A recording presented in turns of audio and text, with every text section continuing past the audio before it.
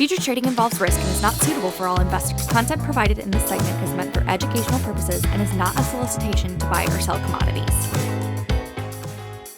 Hello and welcome to another edition of the Grain Feed, brought to you by EverAg. This is your weekly news feed for all things grain and all things feed.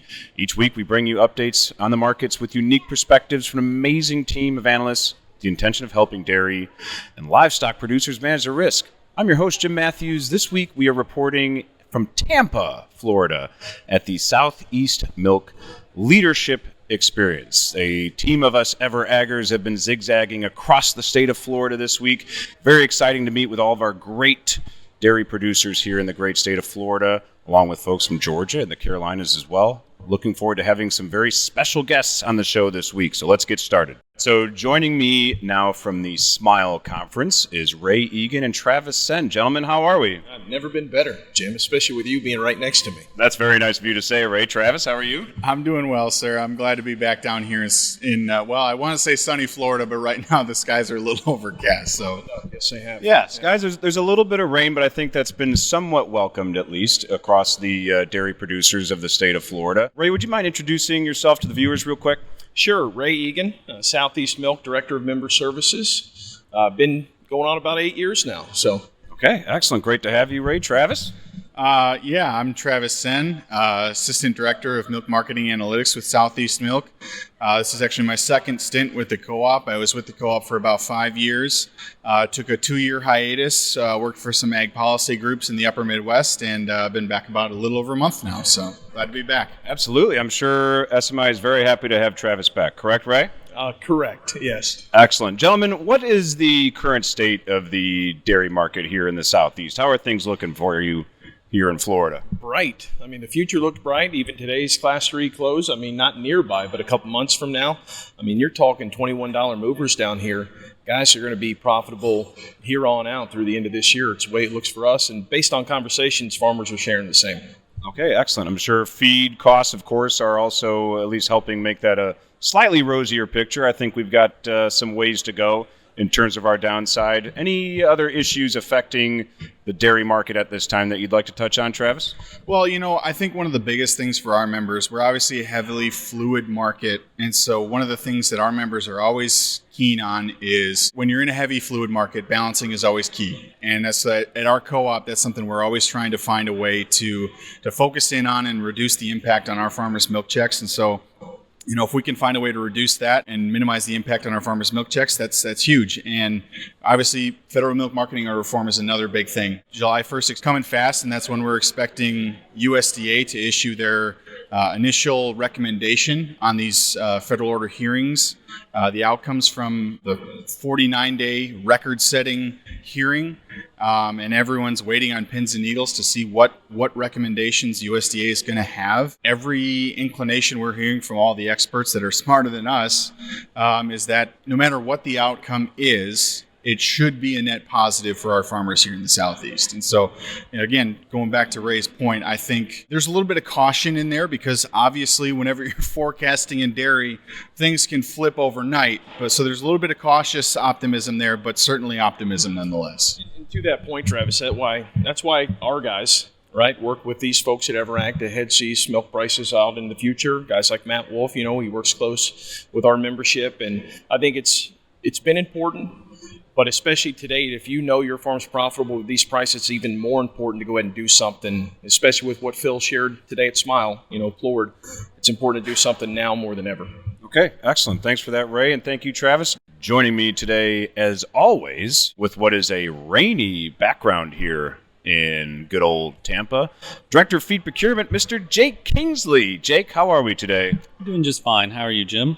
Doing very well. We've got a nice little baseball game that we're supposed to go to this evening, sponsored by EverAg, although we've brought the rain.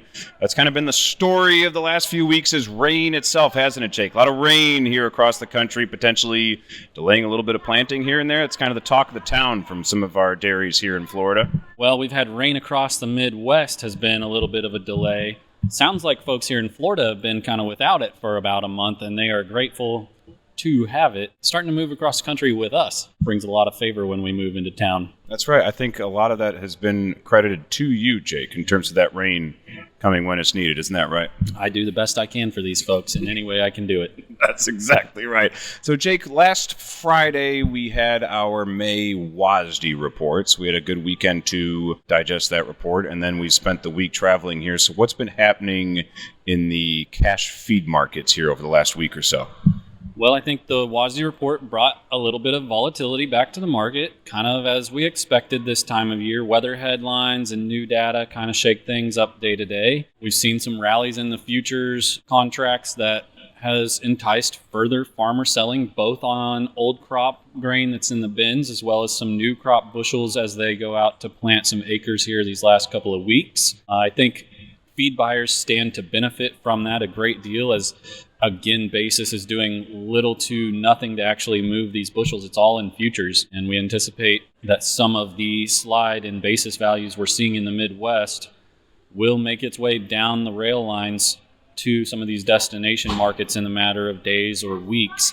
And we'll just continue to creep closer to what we've been calling a full market reset there. Some of these very close to the high end of the historically average ranges. Still patient as we have been, but the opportunity keeps stacking up, and I think we'll be able to step in and take some action here in a short amount of time. Yeah, and I think folks are wondering, is this a little bit more than just that seasonal volatility and seasonal support we often see at this time of year? I think the wheat market continues to help at least drive some of those conversations, although we have seen a little bit of pressure now over the last day or so, and at least some of the highs as we currently record on Wednesday were able to reverse back lower, at least towards the end of today's trading session. So perhaps maybe rounding out some of those highs, at least for the time being. It certainly has provided some opportunities for the wheat producers here in the U.S., but of course those corn producers as well. And perhaps, Jake, if we can get this corn in the ground now over maybe the next 2 or 3 weeks, perhaps we can hope to have achieved at least the seasonal highs at the moment, barring any, midsummer weather scares, of course. What else are we seeing in the protein markets, Jake? Well, I think we've seen a buildup in the protein markets of this anticipation around extended shutdown times at a lot of these crush plants, as they ran pretty hard hours the last couple of years with very healthy crush margins. Those margins have compressed over the last couple of months, and these crush plants have taken the opportunity to take some extended time down to do some repairs and maintenance. But at the end of the day, the fundamentals are still very healthy. We're adding a couple million acres of beans to the crop. Every day that it rains, I think we get a chance to add another few acres here and there that maybe folks flip from corn over to soybeans. So that stands to benefit the feed buyer on the protein side. The fundamentals are very healthy, and we continue to expect to add some crush capacity.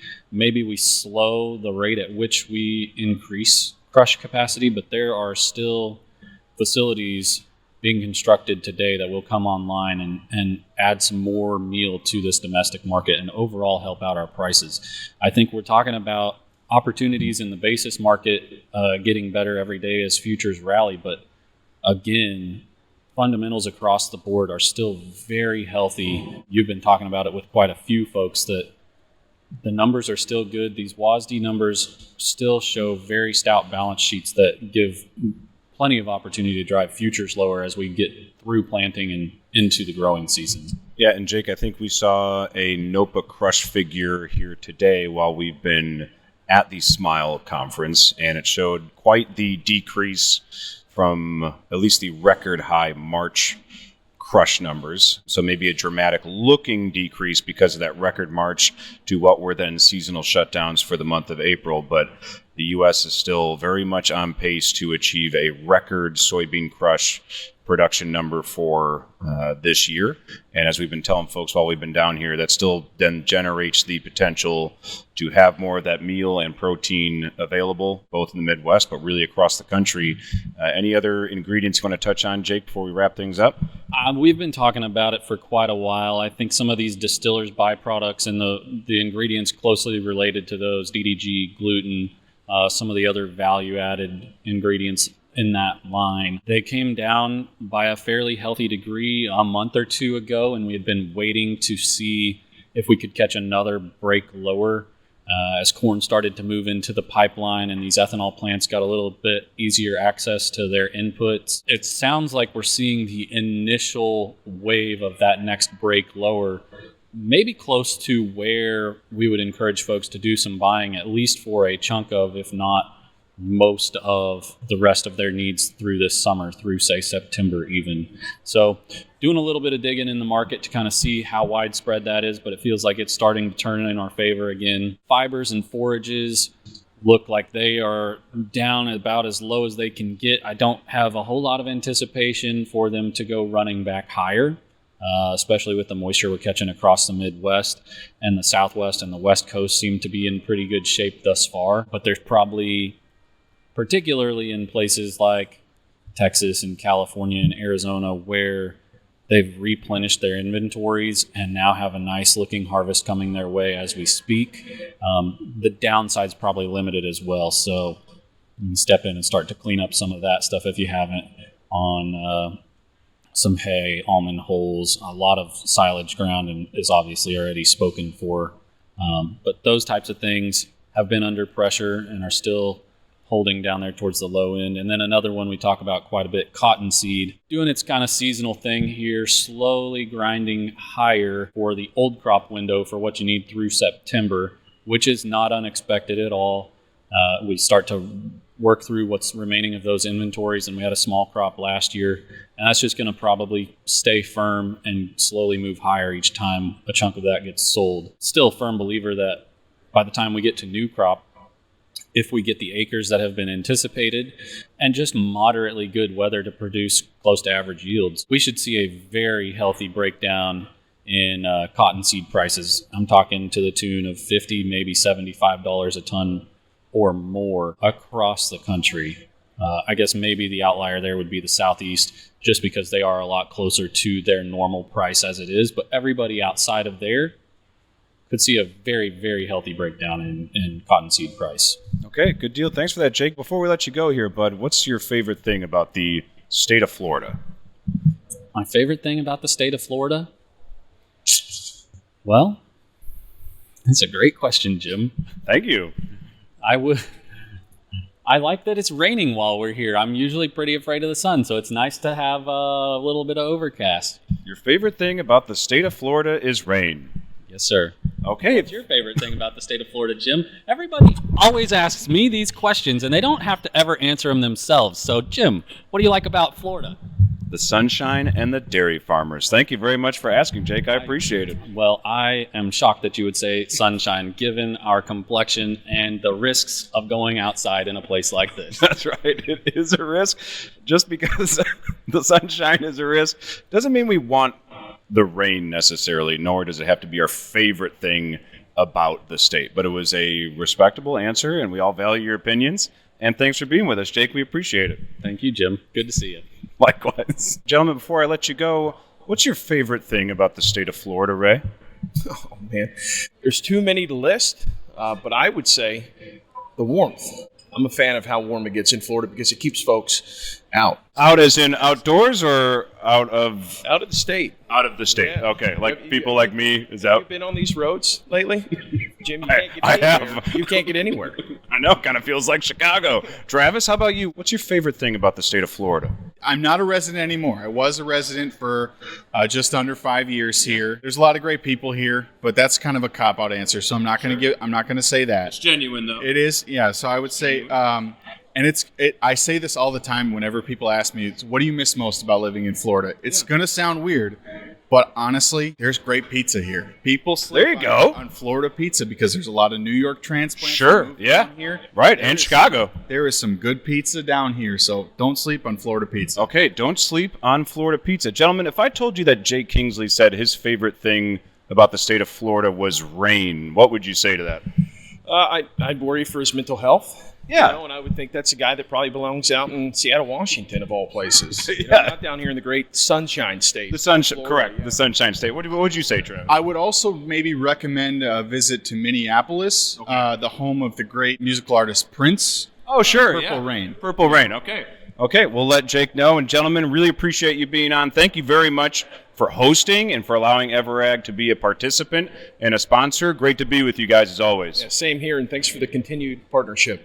Awesome. Thanks, gentlemen. Thank you. Appreciate it. Back on the desk after an amazing week in Florida. Amazing week, and just wanted to extend another big thank you to the SMI team and all of the dairies that they represent for having us in Tampa, for allowing Everag to partner with them on their amazing leadership conference. Truly a pleasure. Ray Egan, Travis Senn, really good stuff. And thanks for being great stewards to the industry, but also for having some fun with us on the show. And that's what we're all about here at Everag. As the great Phil Pleward says, don't be boring. So we try to live up to that, Phil. And Phil also did an amazing job presenting to the conference. He truly sets the bar. As always, we'd also like to thank the Everag Insights crew for their support. Thank you to Paige for production magic, especially helping put together these crazy snippets that I send her from the road. And thank you to the viewers for watching the Grain Feed. Contact information is on the screen. We greatly appreciate your feedback. That's all for today. We'll see you next time on the Grain Feed.